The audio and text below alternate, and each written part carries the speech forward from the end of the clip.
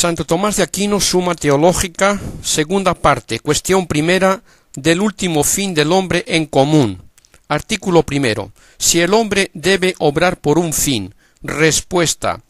De las acciones que el hombre ejecuta solamente pueden llamarse humanas aquellas que son propias del hombre como tal. El hombre difiere de las criaturas irracionales en tener dominio en sus actos. Por lo tanto, solamente aquellas acciones de las cuales el hombre es dueño pueden llamarse con propiedad humanas. Este dominio de sus actos lo tiene por la razón y la voluntad. Por eso, el libre albedrío se llama facultad de la voluntad y de la razón. En consecuencia, sólo se podrán considerar como acciones propiamente humanas las que proceden de una voluntad deliberada, y si algunas otras acciones hay en el hombre, pueden llamarse acciones del hombre, pero no propiamente humanas, porque no son del hombre en cuanto tal. Pero es evidente que todas las acciones que proceden de una potencia son hechas por ella bajo el motivo e impulso causal de su objeto. Este objeto de la voluntad es el fin y el bien. Luego es menester que todas las acciones humanas sean por un fin. Santo Tomás de Aquino, Suma Teológica, segunda parte, cuestión primera, artículo segundo.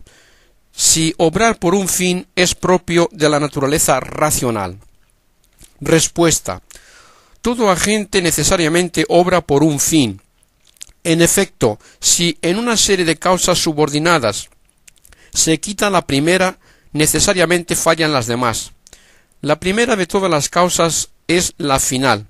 La razón es porque la materia no tiene la forma si no la mueve el agente, pues nada pasa por sí mismo de la potencia al acto.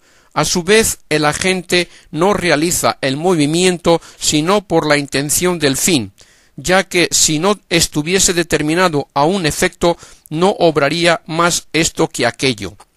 Para que produzca, pues, un efecto determinado, preciso es que se determine a algo cierto que tiene razón de fin. Esta determinación, así como en la naturaleza racional se realiza por el apetito racional o voluntad, en los demás seres se verifica por una inclinación natural llamado apetito natural. Debemos, no obstante, tener en cuenta que una cosa en su acción o movimiento tiende al fin de dos modos, sea moviéndose por sí misma al fin, como el hombre, o bien movida por otro, como la saeta tiende a un fin determinado movida por el arquero, que le imprime su dirección a tal fin. De este modo, los seres dotados de razón se mueven por sí mismos al fin, merced al dominio de sus actos que les presta el libre albedrío, facultad de la voluntad y de la razón. Mas los que de razón carecen tienden al fin por una inclinación natural, como movidos por otro y no por sí mismos, pues no conocen la función del fin, y nada pueden por lo tanto ordenar al fin, sino han de ser ordenados por otro. Por eso toda la naturaleza irracional es, con relación a Dios, como un instrumento respecto del agente principal, como arriba se dijo. Por lo tanto, es propio de la naturaleza racional tender a un fin moviéndose y dirigiéndose por sí misma, pero la naturaleza irracional tiende al fin como impulsada y dirigida por otro, bien sea a un fin conocido, como los animales brutos, o bien a un fin desconocido, como los seres privados enteramente de conocimiento. Santo Tomás de Aquino, la Suma Teológica, parte segunda, cuestión primera, artículo tercero. Si los actos humanos se especifican por el fin. Respuesta. Cada cosa se constituye en su especie por el acto y no por la potencia. Por eso los seres compuestos de materia y forma, por sus propias formas se constituyen en sus especies. Esto mismo debe tenerse en cuenta para sus movimientos. Como estos se distinguen en acción y pasión, ambas cosas se especifican por el acto. La acción por el acto que es el principio de obrar, la pasión por el acto que es término de nuestro movimiento. Así, la acción de calentar no es otra no es otra cosa que una mutación, un cambio procedente del calor, pero la calefacción pasiva no es otra cosa que un movimiento hacia el calor, y la definición pone de manifiesto la naturaleza de la especie. Ahora bien, los actos humanos, ya se consideren como activos, ya como pasivos, se especifican por el fin. De ambas maneras pueden considerarse en efecto los actos humanos, ya que el hombre se mueve y es movido por sí mismo. Se dijo antes que los actos son humanos en cuanto que proceden de la voluntad deliberada, y siendo el objeto de la voluntad el bien y el fin, es evidente que el principio de los actos humanos como tales es el fin. Del mismo modo es término de ellos, porque lo que constituye el término del acto humano es lo que intenta como fin la voluntad. Así, en los agentes naturales la forma del engendrado es conforme a la forma del generador, y como según escribe San Ambrosio, las costumbres se dicen propiamente humanas, también los actos morales reciben propiamente su especie del fin, porque lo mismo es decir actos morales que actos humanos. Santo Tomás de Aquino, la Suma Teológica, parte segunda, cuestión segunda, del objeto en que consiste la bienaventuranza del hombre. Artículo primero, si la bienaventuranza del hombre consiste en las riquezas. Respuesta. Es imposible que la beatitud del hombre consista en las riquezas. Dos clases hay de riquezas, según el filósofo, naturales y artificiales. Las primeras son las que sirven al hombre para remediar las necesidades naturales, como el alimento, el vestido, los vehículos, la habitación y otras cosas similares. Las segundas de suyo no ayudan a la naturaleza, como es el dinero, pero el arte humano las inventó para facilitar los cambios, a fin de que sean la medida de las cosas venales. Es evidente que la bienaventuranza del hombre no puede hallarse en las riquezas naturales, porque se las busca para sustentar su naturaleza, y por esto no pueden ser ellas su último fin, sino más bien se ordenan al hombre como a fin. En rigor, todas las cosas de la naturaleza están por debajo del hombre y destinadas a él, según aquello del Salmo, todas las cosas pusiste bajo sus pies. Mas las riquezas artificiales no se buscan sino por las naturales, pues no las procuraríamos sino porque con ellas compramos las cosas necesarias para la vida. Por eso con mucha menos razón se les puede considerar como último fin. Es pues imposible que la bienaventuranza, último fin del hombre, consista en las riquezas. Soluciones. Todo lo puede el dinero, en opinión de los infinitos necios, que sólo saben de los bienes corporales que se obtienen con el dinero. Pero el juicio sobre los bienes humanos no se debe recabar de los necios, sino de los sabios, como el de los sabores ha de preguntarse a los que tienen el gusto depurado. Con el dinero pueden adquirirse todos los bienes del comercio, pero no los espirituales que no pueden venderse. Por esto dice el libro de los Proverbios que aprovechan al necio las riquezas, si no puede comprar con ellas la sabiduría. El apetito de las riquezas naturales no es infinito, porque una cantidad limitada de ellas basta para saciar la naturaleza. Pero el apetito de las riquezas artificiales es infinito, porque está al servicio de una concupiscencia desordenada que no admite límites, como demuestra Aristóteles. Sin embargo, no es del mismo modo infinito el deseo de las riquezas y el deseo del sumo bien, porque el sumo bien, cuanto más perfectamente se posee, tanto más se ama, y tanto más se desprecian las otras cosas, pues mejor se le conoce. Por eso dice el eclesiástico: los que me comen tendrán aún hambre. Mas con el apetito de las riquezas y de otros bienes temporales sucede al revés, que cuando ya se tienen se desprecian y se apetecen otros, como lo dice el Señor por San Juan: el que bebiere de esta agua, por la cual se significan los bienes temporales, volverá a tener sed. La razón es porque se conoce más su insuficiencia cuando se tienen, y esto mismo manifiesta su imperfección y que no consiste en ellos el sumo bien. Santo Tomás de Aquino, la Suma Teológica, parte segunda, capítulo segundo, artículo tercero. Si la bienaventuranza del hombre consiste en la fama o gloria. Respuesta: es imposible que la bienaventuranza del hombre se cifre en la fama o en la gloria humana. La gloria se define noticia esclarecida con alabanza, según dice San Ambrosio.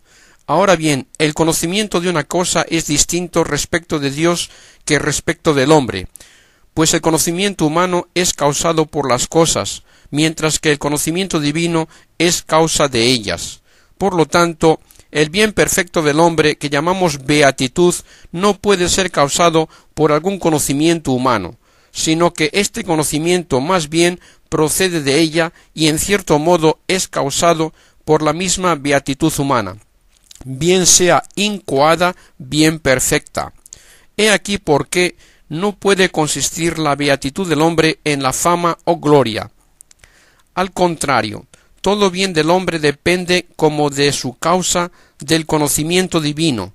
Por esto la gloria que está en Dios es causa de la beatitud humana, según dice el Salmo: te libraré y le libraré y le glorificaré, le saciaré de días y le daré a ver mi salvación. Se ha de considerar también que el humano conocimiento se engaña, y más en los singulares contingentes sobre los cuales recaen los actos humanos, y por esto la gloria humana es con frecuencia engañosa. En cambio, como Dios no puede engañarse, su gloria siempre es verdadera, por lo cual dice el apóstol: es aprobado aquel a quien Dios alaba. Cuando la bondad de un hombre por la fama o la gloria llegó a conocimiento de muchos, si tal conocimiento es verdadero, por fuerza presupone esa bondad preexistente y por lo tanto una felicidad, bien sea perfecta, bien incoada. Pero si el conocimiento es falso y no está de acuerdo con la realidad, entonces tampoco existe el bien en dicho hombre, hecho célebre por la fama. Por consiguiente, es manifiesto que la fama de ningún modo puede hacer al hombre feliz. La fama no tiene estabilidad, es más, se pierde fácilmente por algún falso rumor, y si por algún tiempo goza de estabilidad será por otros motivos, pero la suprema felicidad tiene en sí misma y para siempre estabilidad. Santo Tomás de Aquino, la Suma Teológica, parte segunda, capítulo segundo, artículo cuarto. Si la bienaventuranza del hombre consiste en el poder. Respuesta: es imposible que la suprema felicidad consista en el poder, por dos razones. La una, porque éste tiene condición de principio, como dice Aristóteles, y la beatitud tiene carácter de fin último. Segunda, porque la potestad sirve para el bien y para el mal, mas la beatitud es el bien propio y perfecto del hombre, por lo cual más bien debía decirse que una cierta felicidad podría provenir del buen uso del poder, mediante la virtud, que no del poder mismo. Por fin, pueden aducirse 4 razones generales para probar que la felicidad suprema no puede consistir en ninguno de los citados bienes exteriores. La primera, que la beatitud es el sumo bien, y por esto no es compatible con ningún mal. En cambio, todos los bienes predichos pueden hallarse en los buenos y en los malos. Segunda, porque es de esencia de la felicidad suprema el ser suficiente por sí misma, como demuestra Aristóteles, para lo cual es de necesidad que después de lograda la beatitud no le falte al hombre ningún bien necesario. Y sin embargo, aun logrados todos los bienes anteriores, pueden echarse de menos otros bienes necesarios al hombre, por ejemplo, la sabiduría, la salud corporal, etc. Tercera, porque siendo la bienaventuranza un bien perfecto, de ella no puede venir a nadie mal alguno, lo cual no ocurre con los bienes citados, pues dice el Eclesiastés: a veces las riquezas son para mal de su dueño, y lo mismo es manifiesto en los otros tres. Cuarta, porque a la felicidad suprema va ordenado el hombre por principios interiores, ya que por naturaleza a ella está destinado. Pero los bienes predichos provienen más de causas exteriores y en la mayoría de los casos de la fortuna. Por eso se llaman bienes de fortuna. Queda pues demostrado que la beatitud de ningún modo puede consistir en esos bienes. Santo Tomás de Aquino, la Suma Teológica, parte segunda, capítulo segundo, artículo 8. Si la bienaventuranza del hombre consiste en algún bien creado. Respuesta: es imposible que la beatitud del hombre consista en algún bien creado. La bienaventuranza es el bien perfecto que totalmente sacia al apetito. De otra suerte no sería fin último, si pudiera desearse algo más. Pero el objeto del apetito humano o la voluntad es el bien universal, como el objeto del entendimiento es la verdad universal. De ahí que nada puede aquietar la voluntad del hombre sino el bien universal, el cual no se encuentra en cosa creada, sino en Dios únicamente, porque toda criatura tiene bondad participada. Por consiguiente, sólo Dios puede llenar la voluntad humana conforme a lo que dice el Salmo: el que colma de bienes tu deseo. En sólo Dios está pues la bienaventuranza humana.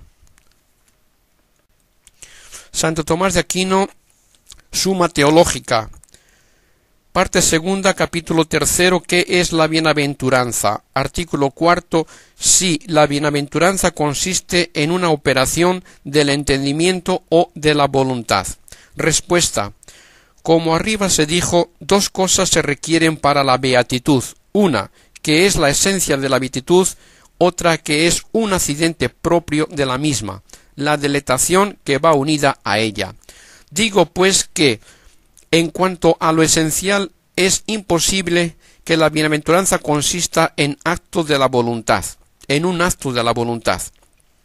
Ha quedado evidenciado que la beatitud es la consecución del fin último, mas la consecución del fin no consiste en el acto de la voluntad, pues ésta se mueve al fin ausente, cuando lo desea, y como presente cuando se deleita y descansa en él. Es evidente que el deseo del fin no es consecución del mismo, sino movimiento hacia él. Mas la deleitación sobreviene por estar el fin presente y no al contrario, que se haga una cosa presente porque la voluntad se deleite en ella. Es pues necesario que haya algo distinto del acto de la voluntad por lo cual se haga presente el fin. Esto es manifiesto en los fines sensibles. Si por un acto de la voluntad se consigue el dinero, el codicioso lo conseguiría desde el primer momento en que desea alcanzarlo. Pero esto no es así. El dinero sigue ausente y sólo lo consigue cuando lo aprende con la mano, o de otro modo, a lo cual se sigue el gozo del dinero logrado. Lo mismo acontece respecto del fin inteligible. Al principio deseamos su posesión, pero sólo lo conseguimos cuando se nos hace presente por un acto intelectual, y entonces la voluntad descansa por el gozo en el fin ya logrado. Por consiguiente, La esencia de la beatitud consiste en un acto del entendimiento. Sin embargo, a la voluntad pertenece la delectación consiguiente a la bienaventuranza, según dice San Agustín, que la beatitud es el gozo de la verdad, en cuanto que ese gozo es la consumación de la bienaventuranza. Santo Tomás de Aquino, Suma Teológica, parte segunda, capítulo 3, artículo 8. Si la beatitud del hombre consiste en la visión de la divina esencia. Respuesta: la última y perfecta bienaventuranza no puede estar sino en la visión de Dios. Para evidenciarlo, deben considerarse dos cosas. Primera, que el hombre no es perfectamente feliz mientras le quede algo que desear y buscar. Segunda, que la perfección de cada facultad debe apreciarse por la naturaleza de su objeto. Ahora bien, el objeto del entendimiento es lo que cada cosa es, a saber, la esencia de las cosas, como dice Aristóteles, por lo cual la perfección intelectual se mide por el conocimiento de la esencia de una cosa. Si pues un entendimiento conoce la esencia de algún efecto, mas no puede percibir por él la esencia de la causa y saber de ella lo que es, no cabe decir entonces que tal inteligencia alcance pura y simplemente la causa, aunque por el efecto pueda conocer de ella que existe. De ahí que en el hombre quede, después de haber conocido el efecto y la existencia de su causa, un deseo natural de saber también qué es la causa. Deseo que es de admiración y provoca la investigación, como dice Aristóteles en la Metafísica. Por ejemplo, cuando uno, al ver un eclipse del sol, entiende que debe tener una causa, la cual ignora, y por ello se admira, ante tal extrañeza y admiración indaga, y no descansa en su investigación hasta llegar a conocer la esencia de la causa. Si pues el entendimiento humano, al conocer la esencia de un objeto creado, no sabe de Dios, sino que existe, su perfección no se ha elevado aún a alcanzar pura y simplemente la causa primera. Le queda el deseo natural de indagar y conocerla, y por consiguiente aún no es perfectamente dichoso. En conclusión, para la perfecta beatitud se requiere que el entendimiento alcance la misma esencia de la causa primera. De esta suerte logrará la perfección por la unión con Dios como su objeto, en el cual únicamente está la bienaventuranza del hombre, según ya se dijo. Santo Tomás de Aquino, la Suma Teológica, parte segunda, cuestión sexta, del voluntario e involuntario. Artículo segundo, si se da el voluntario en los animales irracionales. Respuesta. Hemos dicho que para ser voluntario un acto ha de proceder de un principio intrínseco con algún conocimiento del fin, pero hay dos modos de conocimiento del fin, uno perfecto y otro imperfecto. Aquel existe cuando no sólo se percibe la realidad material, sino también la noción formal del fin y la proporción de los medios que a él conducen. Tal conocimiento es propio de la criatura racional. El conocimiento imperfecto se limita a la sola aprehensión de la realidad que constituye el fin, sin percibir su noción formal y su relación con el acto que a él se orienta. Este conocimiento imperfecto se halla en los irracionales, captado por el sentido y por el instinto natural. En consecuencia, el conocimiento perfecto del fin irá seguido del voluntario en su razón perfecta, según el cual podrá uno dirigirse hacia el fin deliberando sobre él y sobre las cosas relativas al fin. En cambio, el conocimiento imperfecto del fin determina sólo el voluntario imperfecto o movimiento espontáneo hacia el fin aprendido, sin deliberación alguna. Por lo tanto, sólo la criatura racional posee el voluntario perfecto, aunque el imperfecto compete también a los animales irracionales. Santo Tomás de Aquino, Suma Teológica, parte segunda, capítulo 6, artículo 4. Si puede inferirse violencia a la voluntad. Respuesta. El acto de la voluntad es doble, uno que le es inmediato y emana de ella, como el acto de querer, otro que procede imperado por ella y mediante otra potencia ejecutado, como pasear y hablar. Actos que la voluntad impera y son ejecutados mediante la potencia locomotiva. Tratándose de los actos imperados, la voluntad puede sufrir violencia al ser impedidos por la fuerza los miembros exteriores de ejecutar sus órdenes, pero en cuanto al acto propio de la voluntad no se le puede inferir violencia. Y la razón es que este acto de la voluntad no es otra cosa que la tendencia procedente de un principio conoscitivo interior, como el apetito natural es inclinación nacida de un principio interior carente de conocimiento. Por el contrario, todo lo que es forzado o violento proviene de un principio exterior. Por lo tanto, la coacción o violencia son contrarios a la naturaleza misma del acto voluntario, como también a toda inclinación o movimiento natural. Puede la piedra ser por la fuerza impelida hacia arriba, pero este sto no puede proceder de su inclinación natural. De un modo semejante, el hombre puede ser forzado por la violencia, pero que esto brote de su voluntad es contrario a la idea de violencia. Santo Tomás de Aquino, la Suma Teológica, parte segunda, capítulo 6, artículo 5. Si la violencia causa el involuntario. Soluciones. Lo involuntario se opone a lo voluntario. Ya se dijo antes que voluntario es no sólo el acto inmediato de la voluntad, sino también el imperado por la misma.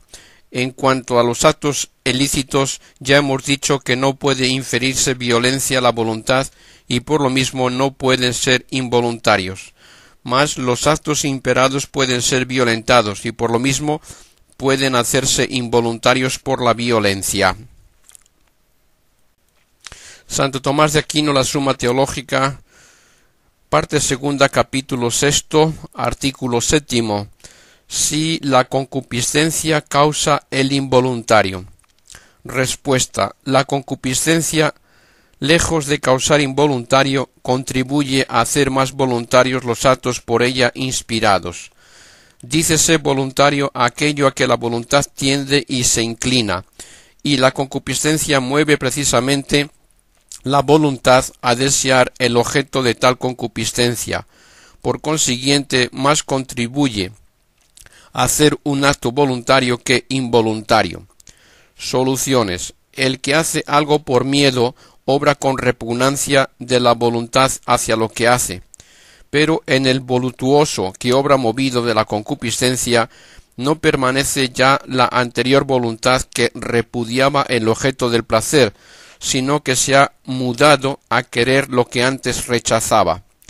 Por eso lo hecho por miedo es en cierto sentido involuntario, pero en modo alguno lo que se hace por concupiscencia, pues el voluptuoso obra lo que actualmente desea, aunque contra sus antiguos propósitos, mientras que el tímido rechaza con su voluntad lo que actualmente está haciendo.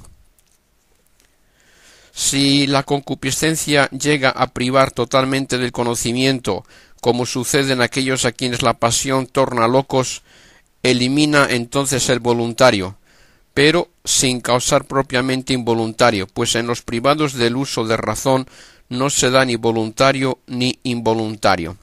Pero otras veces la concupiscencia no priva del conocimiento, ya que no impide la facultad de conocer, sino sólo la atención actual al caso concreto, y aun esto mismo es voluntario, pues que la voluntad conserva la facultad de no querer y no obrar, y también de no prestar atención, puede en efecto resistir a la pasión, como más tarde diremos. Santo Tomás de Aquino, la Suma Teológica, parte segunda, capítulo 6, artículo 8. si la ignorancia causa el involuntario. Respuesta: la ignorancia causará involuntario si priva del conocimiento exigido para la voluntariedad del acto, según se dijo. Mas no toda ignorancia destruye este conocimiento. Conviene en efecto notar que la ignorancia afecta al acto de la voluntad de tres maneras: concomitante, consiguiente, antecedente. Es concomitante cuando la ignorancia se refiere a lo que está haciendo, de tal suerte que de saberlo no dejaría de hacerse. La ignorancia en tal caso no induce a querer lo que se hace, sino es casual que el hecho se realice y a la vez se ignore. Así, en el ejemplo aludido de quien deseaba matar a su enemigo y sin saberlo lo mata, creyendo matar un ciervo. Tal ignorancia, como dice el filósofo, no causa el involuntario, pues nada produce que contrarie a la voluntad, sino simplemente hace el acto no voluntario, ya que no puede ser querido lo que es ignorado. Es consiguiente la ignorancia a la voluntad si la misma ignorancia es voluntaria. Esto puede acaecer de dos modos, conforme a las dos clases de voluntario arriba indicadas. Uno, en virtud de un acto de la voluntad que recae directamente sobre la ignorancia, como cuando uno quiere ignorar para encontrar excusa de su pecado o para no retraerse de pecar, según aquello de Job: no queremos conocer tus caminos, y esta se llama ignorancia afectada. Otro modo, cuando la ignorancia es voluntaria respecto de aquello que puede y debe saberse, pues ya hemos visto que es también voluntario no hacer y no querer.